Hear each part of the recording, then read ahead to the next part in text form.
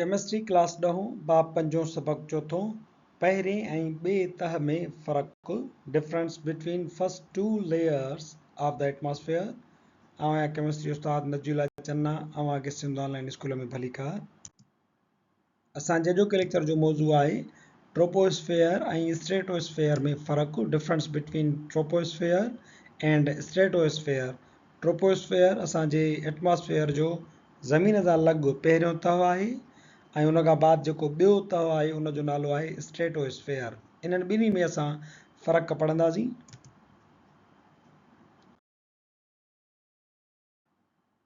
Distinguish between troposphere and stratosphere.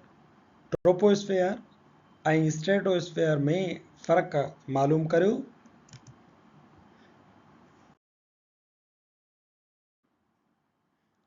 Troposphere, it is the lowest point on the earth's surface.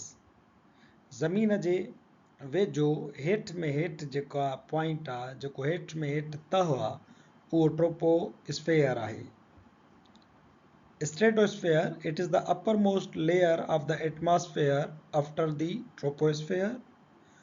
Troposphere खां पोइ वायुमंडल जो जेको ॿियो तह आहे उहो आहे असांजो स्ट्रेटोस्फेयर।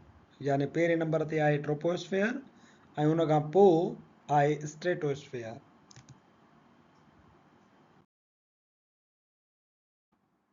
नंबर ॿियो फ़र्क़ु इहा आहे त troposphere stands at a height of around 11 kilometres above sea level.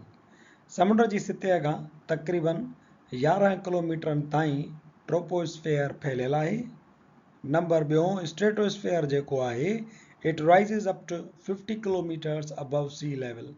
समुंड जी सतह खां मथे 50 किलोमीटरनि ताईं स्ट्रेटोस्फेयर फैलियल आहे।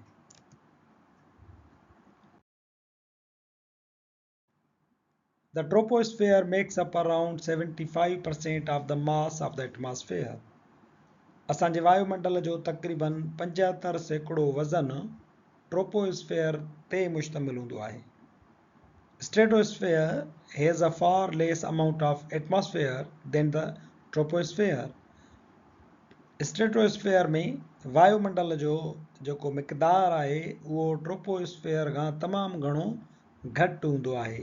यानी ट्रोपोस्फेयर में जेकॾहिं तव्हां वायुमंडल जूं गैसूं ऐं उन जो वज़न ॾिसो, पाणी जा बुखार ॾिसो, त उन जा 3 हिसा वायुमंडल जा 3 हिसा ट्रोपोस्फेयर में हूंदा आहिनि।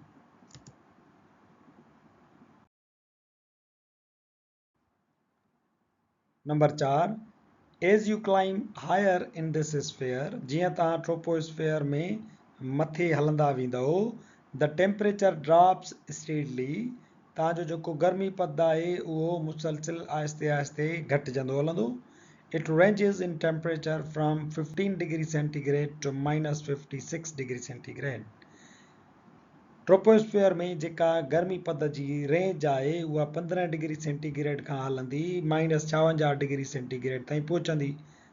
हेठां खां मथे हलंदा वेंदासीं त आहिस्ते आहिस्ते गर्मी पद किरंदो वेंदो आहे।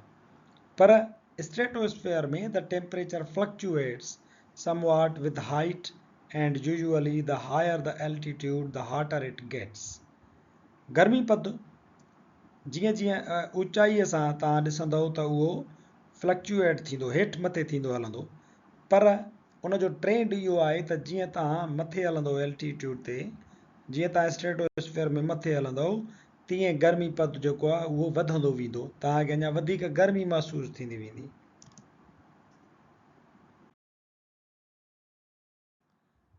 Number 5, ozone which is found here is a polluting gas. Troposphere में जेको ओज़ोन जो तह आहे, जेका गैस आहे, उहा गदलाण फैलाईंदड़ गैस आहे। हीअ हिकु पॉल्यूटेंट तौर ते हूंदो आहे। इनखे चइबो आहे ग्राउंड लेवल जो ओज़ोन तह। यानी ग्राउंड लेवल ते जेकॾहिं ओज़ोन जो लेयर ठहे थो त उहा पाण पॉल्यूटिंग गैस हूंदी आहे। स्ट्रेटोस्फेयर में the presence of ozone here shields the planet from ultraviolet radiation. जेको ॿियो तह आहे स्ट्रेटोस्फेयर, उन में ओज़ोन जो तह जेको आहे उहो असांजे गिरह खे, धरतीअ खे अल्ट्रावायोलेट रेडिएशन्स खां बचाईंदो आहे। हिते जेको ओज़ोन तह आहे उहो पॉल्यूटिंग गैस कोन्हे का, पर इहो ओज़ोन तह असांजो प्रोटेक्टिंग लेयर आहे।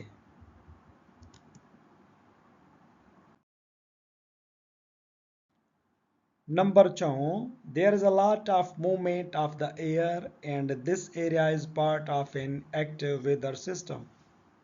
ट्रोपोस्फेयर में हवा जी तमामु घणी चुरपुर हूंदी आहे ऐं ट्रोपोस्फेयर जो जेको समूरो एरिया आहे इहो असांजे मौसम जो एक्टिव हिसो आहे। छा थींदो आहे त हिन तह में ट्रोपोस्फेयर में पाणीअ जा बुखार, दूंहों ऐं तमामु घणियूं गैसूं हिते मौजूदु हूंदियूं आहिनि, तंहिंजे करे ककर बि हिते ठहंदा आहिनि, मींहं जो सिस्टम बि हितां ई थींदो आहे, हवाऊं पिणु हितां ई घुलंदियूं आहिनि। सो असांजो जेको वेदर सिस्टम जो एक्टिव पार्ट आहे उहो असांजो ट्रोपोस्फेयर आहे।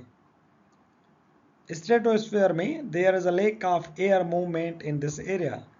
जीअं असां ट्रोपोस्फेयर खां मथे हलंदासीं स्ट्रेटोस्फेयर में त उते हवा जी जेका चुरपुर आहे उहा घटिजी वेंदी आहे ऐं उते जीअं त शयूं पाणी जा बुखार, गैसूं घटि हूंदियूं आहिनि त उते ककर वग़ैरह ठहण जो अमल पिणु कोन थींदो आहे।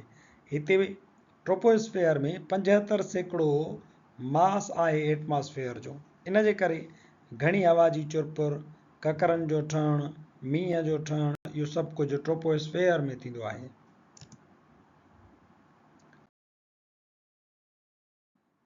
Number 7, almost all planes pass through this layer. जेकी बि तक़रीबन जहाज़ आहिनि उहे सभु ट्रोपोस्फेयर वारे तह मंझां ई गुज़रंदा आहिनि या हिते ई उॾंदा आहिनि। Airplanes are not permitted in this layer. हवाई जहाज़नि खे स्ट्रेटोस्फेयर ताईं उॾण जी इजाज़त कोन हूंदी आहे, ओसी ताईं असांजा जहाज़ न आहिनि उॾामंदा।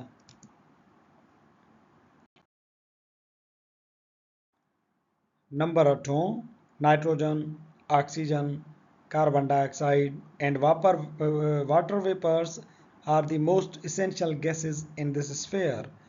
हिन तह में नाइट्रोजन, ऑक्सीजन, कार्बन डाइऑक्साइड ऐं पाणीअ जा बुखार तमामु अहम गैसुनि जी सूरत में मौजूदु हूंदा आहिनि। पर स्ट्रेटोस्फेयर में water vapours and gases are quite low in quantity. Stratosphere में पाणी जा बुखार ऐं नाइट्रोजन, ऑक्सीजन या कार्बन डाइऑक्साइड वग़ैरह जहिड़ियूं गैसूं तमामु थोरे मिक़दार में मौजूदु हूंदियूं आहिनि।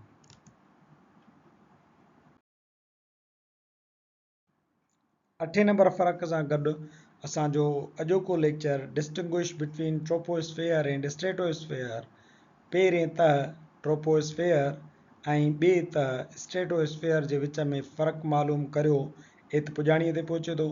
वरी हाज़ुर थींदासीं नए लेक्चर सां गॾु, तेसीं ताईं ॾिसंदा रहो सिंध ऑनलाइन स्कूल।